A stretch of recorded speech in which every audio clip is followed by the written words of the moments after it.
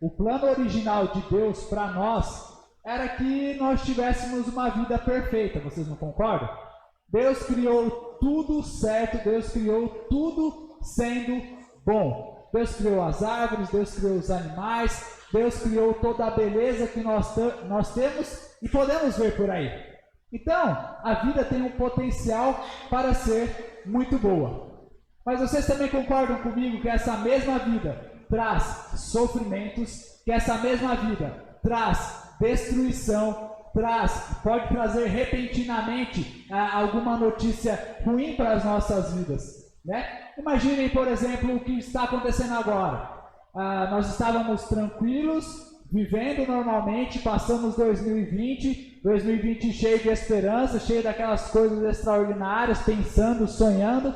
De repente veio essa pandemia e do nada trouxe uma destruição, em certo sentido, para as nossas vidas, para os nossos planos.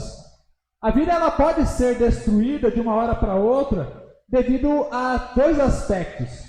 Primeiramente, pelas nossas próprias falhas e pelos nossos próprios erros, ou seja, quando eu vivo aquilo que eu quero viver obcecadamente, sem respeitar ou sem procurar, sem buscar a vontade de Deus para mim, a minha vida pode ser destruída.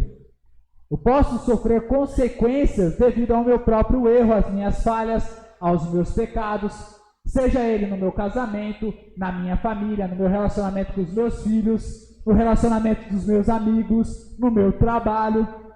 Isso pode acontecer. Se eu fizer algo errado, eu posso trazer a destruição para a minha vida. Mas não necessariamente que eu faça algo de errado que aquilo ruim pode vir para nós.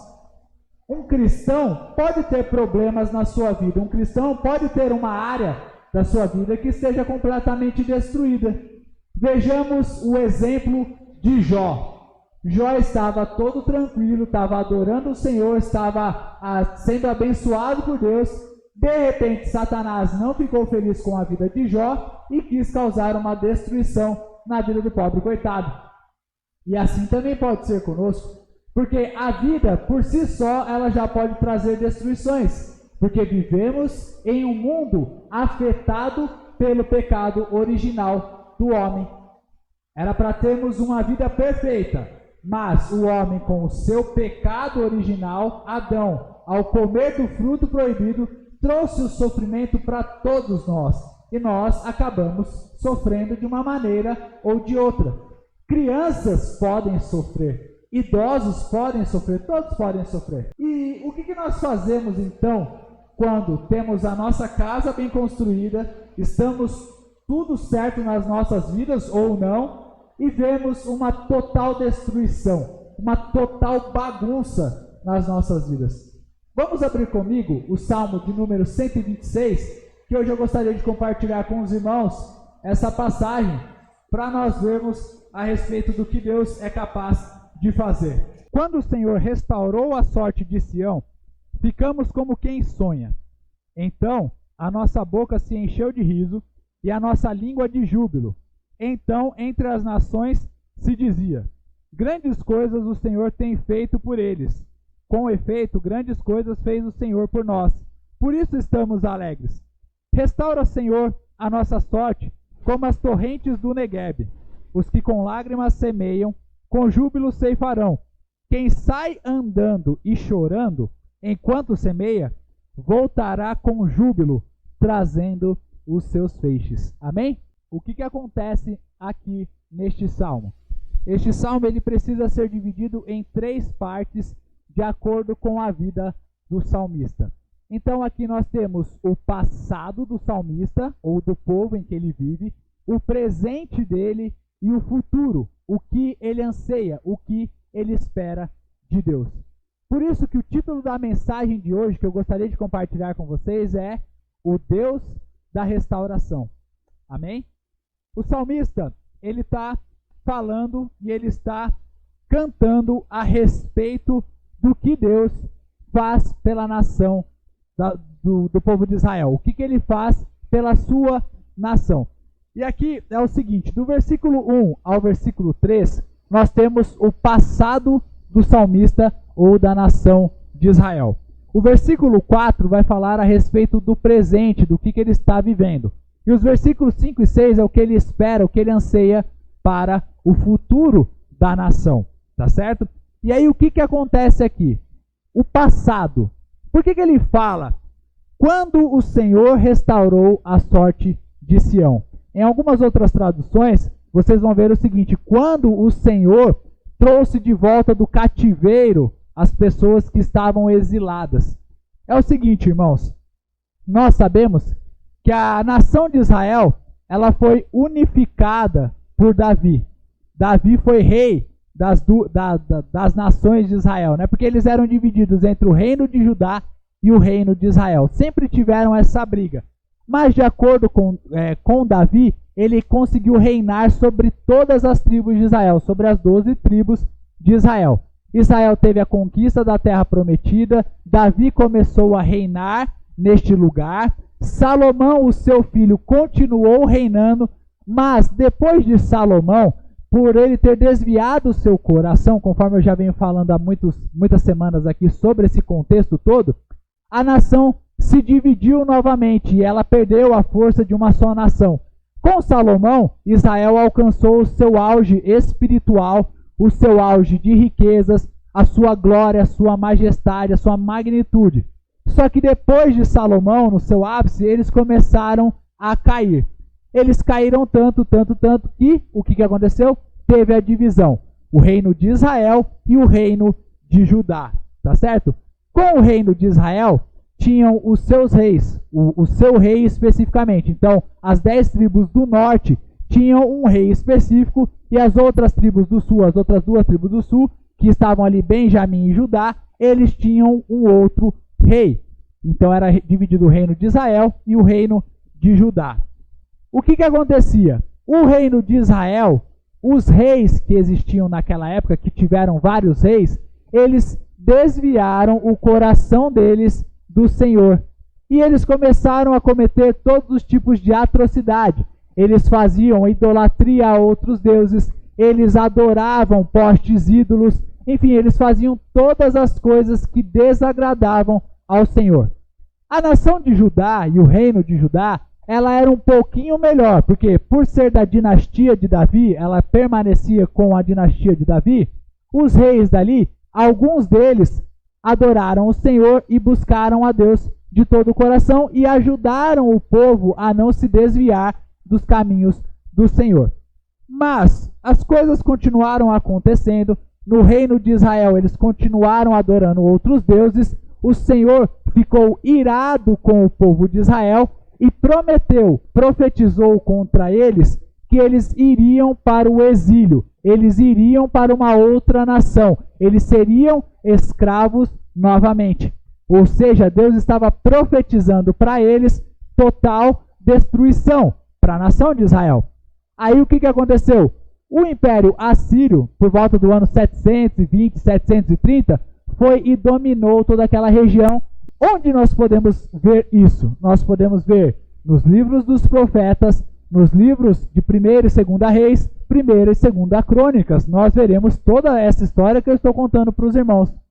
A destruição de Judá e de Israel era tão grande que o profeta Jeremias olhava para a nação, olhava para toda aquela desolação na terra e chorava amargamente, porque ele via a tristeza de sua nação.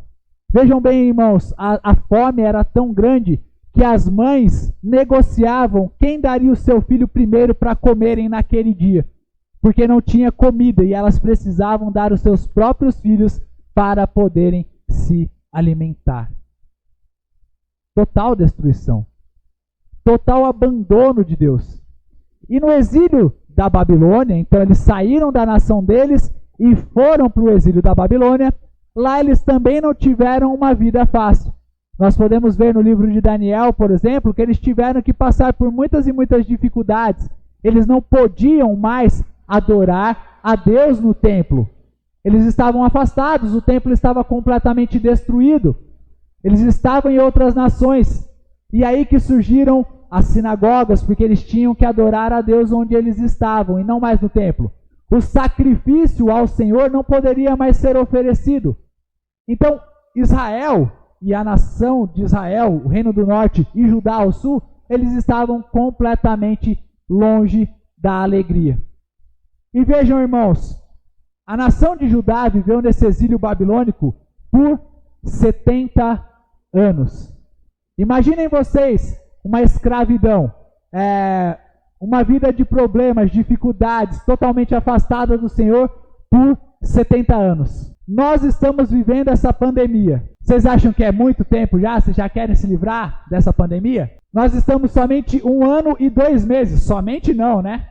Mas 1 ano e 2 meses nessa pandemia. Imaginem 70 anos de cativeiro, de destruição, de opressão, sem liberdade para ir e vir, sem poder vir na igreja por 70 anos. Imaginem o peso, agora vocês conseguem entender o peso que essa nação estava sofrendo? Por isso que aqui no Salmo 126, agora entrando aqui no contexto, uma vez explicado todo o contexto, entrando aqui no Salmo 126, o salmista vem dizendo, e entendam que esse daqui é um cântico de romagem. O que é o cântico de romagem? É um cântico de peregrinação, que o povo de Israel, o povo de Judá, eles cantavam esses salmos andando por onde eles estavam andando. Então eles vinham novamente para a terra deles, prometida, eles vinham cantando este salmo de alegria que eles tinham no coração. E o salmista vem dizendo muito bem, no versículo 1, o seguinte: quando o Senhor restaurou a sorte de Sião, ficamos como quem sonha. Ou seja, nós estávamos 70 anos naquela total desgraça, naquela total destruição nas nossas vidas. Mas o Senhor restaurou a nossa sorte. O Senhor trouxe restauração para as nossas vidas. Aleluia! Louvado seja o nome do Senhor. E quando nós saímos daquele lugar, nós estávamos como quem sonha. A bênção de Deus era tão grande na vida deles que eles não acreditavam no que aconteceu. Por quê? O que aconteceu? O imperador daquela época, Ciro da Pérsia, ele fez um decreto para libertar o povo para voltar para a terra prometida. Mas vocês imaginem só que aquele rei, aquele imperador, ele não tinha nada com o povo de Israel. Quem obrigou ou quem fez com que ele escrevesse aquele decreto era o próprio Deus. Então Deus havia restaurado a sorte de Sião, a sorte de Jerusalém, para que o povo pudesse voltar para a sua terra. Irmãos, foi tanto tempo que eles ficaram neste cativeiro que eles começaram o cativeiro debaixo de uma nação ou debaixo de um jugo, que era o jugo babilônico, e foram sair somente em outra nação, no Império Persa. 70 anos, é muito tempo. Então, quando eles saíram daquilo, eles estavam como quem sonha. Imaginem vocês, Deus concede uma bênção tão grande para você, que quando você recebe aquela bênção, você olha assim e fala: ah, Senhor, não é possível. Ah, Deus, será que é verdade isso que eu estou passando? Você está lá 10 anos, 15 anos sem ninguém na sua vida. Aí, de repente, aparece um namorado, aparece alguém. O que você vai falar? Senhor, muito obrigado. Senhor, eu estou sonhando. Alguém me belisca para eu ver se é verdade? É assim que nós agimos com relação a Deus quando nós esperamos muito acerca de alguma coisa. Eu estou esperando sobre um casamento. Demora. Daqui a pouco aparece aquela oportunidade. Você vai olhar e vai falar: Senhor, será que é verdade isso? Me belisca que eu estou sonhando. As bênçãos de Deus, quando elas chegam, elas podem demorar, mas quando elas chegam, parece que nós estamos flutuando, parece que nós estamos sonhando. E é assim também nas nossas vidas, e foi isso que aconteceu com o salmista. A bênção de Deus foi tão grande, e entendam que lá no cativeiro, eles começaram a adorar a Deus, eles começaram a se alegrar no Senhor, e os povos que haviam lá no cativeiro também, que eram dominados, o que eles fizeram? Eles reconheceram que Deus havia feito tudo para a nação de Judá, para o reino de Judá. Por isso que ele fala aqui assim: então a nossa boca se encheu de riso e a nossa língua de júbilo. Então entre as nações se dizia: grandes coisas o Senhor tem feito por eles. E por último ele fala aqui: com efeito grandes coisas fez o Senhor por nós. Por isso estamos alegres. Só que esse era o passado do salmista. E aqui é o primeiro ponto que eu gostaria de abordar com os irmãos, é exatamente esse. O título da mensagem é Deus da restauração. E nós precisamos entender que o nosso Deus é sim um Deus de restauração. Tá, tudo bem, mas o que Deus já restaurou nas nossas vidas? Imaginem comigo, irmãos, Cristo também nos libertou do pior de todos os cativeiros, que era o cativeiro do pecado. Cristo restaurou a nossa relação com o Pai. Então, Cristo já restaurou. Mas não somente na parte espiritual, mas em nossas vidas. O que Cristo já restaurou para nós? Eu posso dizer inúmeras coisas. Cristo já restaurou o meu relacionamento com o Pai. Cristo também já restaurou a minha saúde várias vezes. Cristo já restaurou meus relacionamentos várias vezes, porque o nosso Deus é um Deus da restauração. Nós precisamos ter isso em mente, nós precisamos ter fé nisso. E uma das características do nosso Deus é que Ele restaura, sim, as nossas vidas. E Deus continua sendo um Deus de restauração. Eu gostaria de perguntar para os irmãos essa noite: o que Cristo precisa restaurar na vida dos irmãos? Vocês conseguem imaginar o que Deus precisa restaurar na vida de vocês essa noite? O que Deus pode restaurar na minha vida essa noite? Deus pode restaurar a nossa vida espiritual. Deus pode restaurar o nosso casamento. Deus pode restaurar a nossa vida financeira. Deus pode restaurar a nossa alegria, a nossa felicidade. Deus pode restaurar as nossas relações familiares. Deus pode restaurar o nosso emprego. Deus pode restaurar tudo. E é isso que eu gostaria de conversar com vocês. Porque o salmista diz: restaura, Senhor, a nossa sorte. Aqui é o presente do salmista. E ele se lembra do passado, entendendo que o Senhor já havia feito pela nação, que restaurou eles do exílio babilônico, tinha tirado eles daquele sofrimento. Só que o que aconteceu? Quando eles foram restaurados para a nação, quando eles voltaram para a terra prometida, eles tiraram Deus como prioridade deles.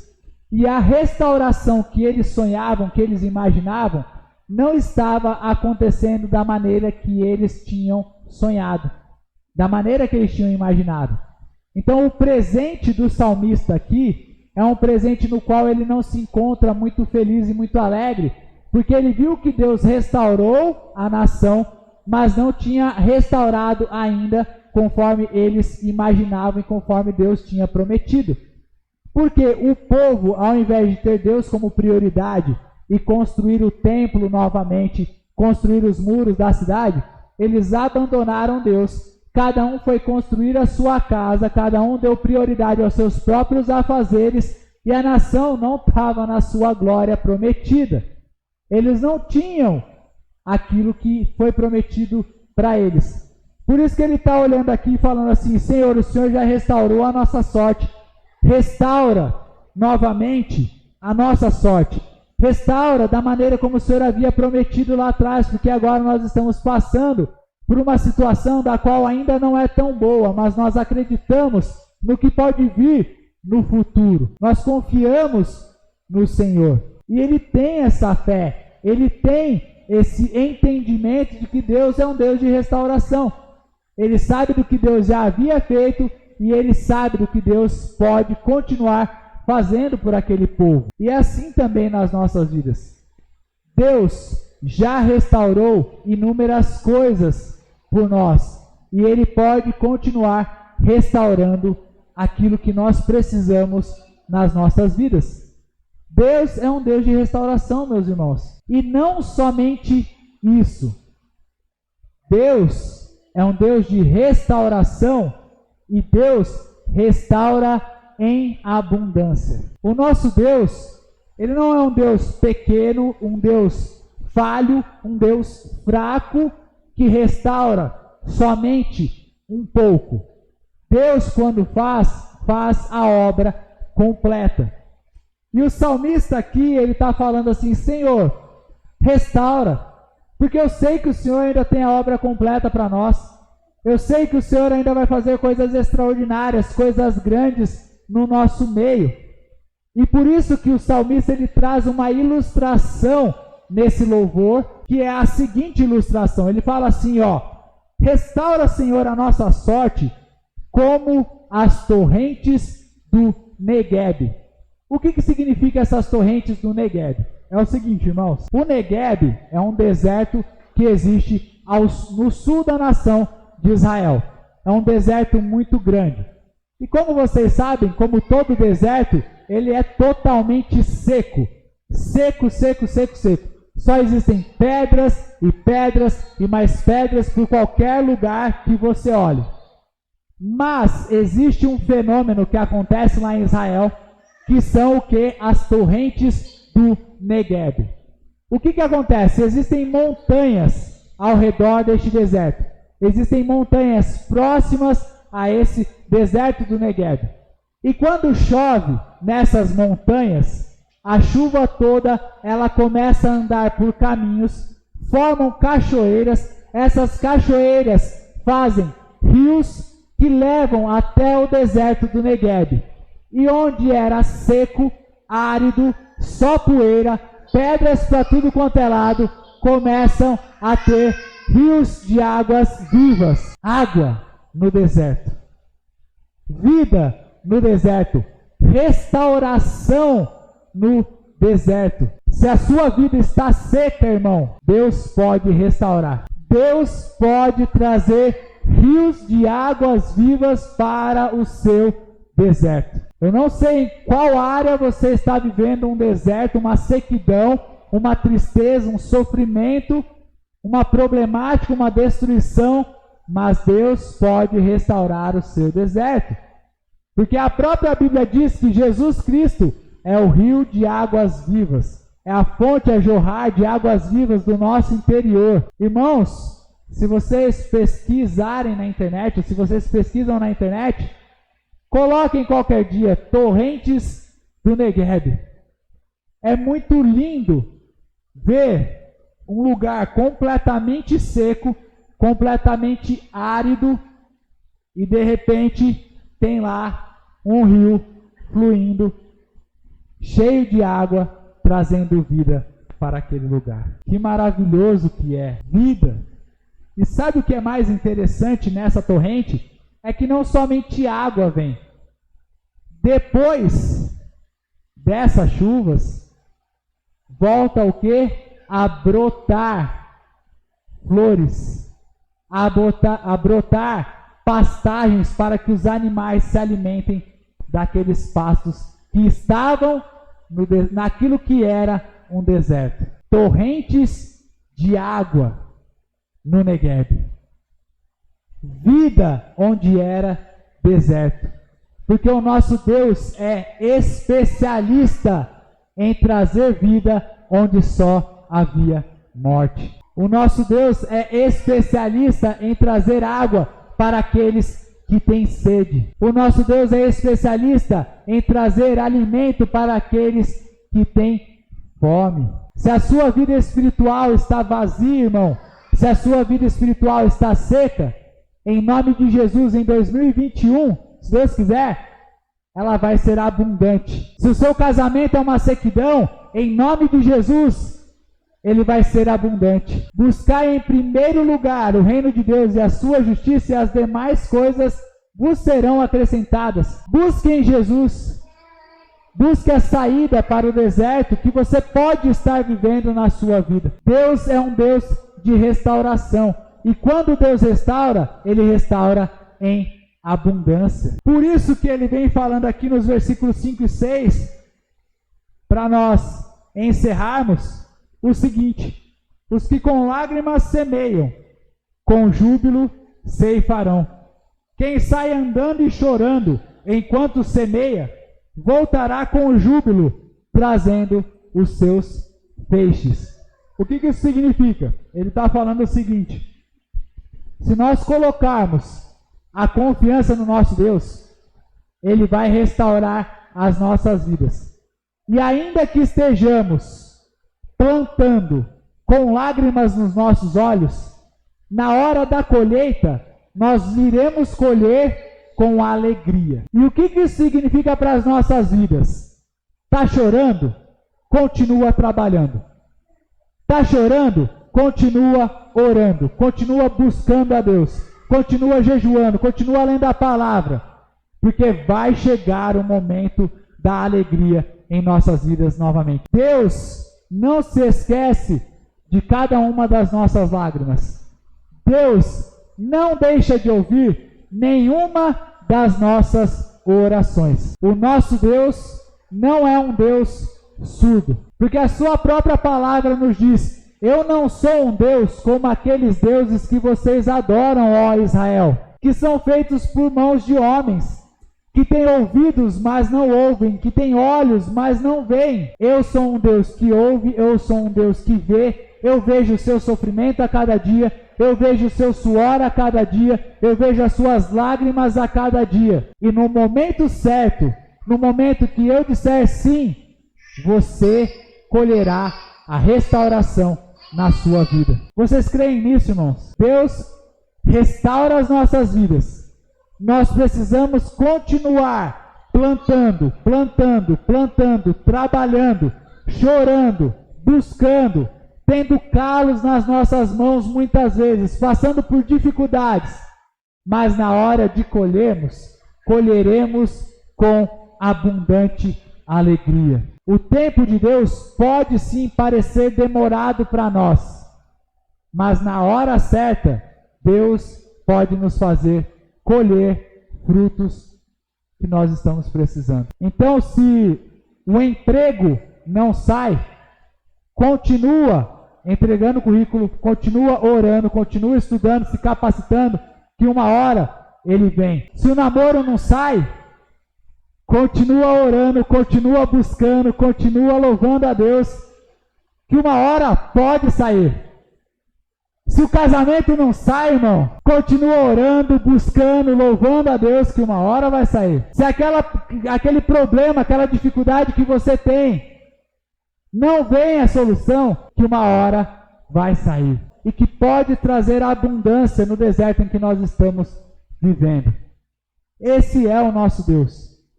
E que 2021 nós possamos buscar Ele para as nossas vidas.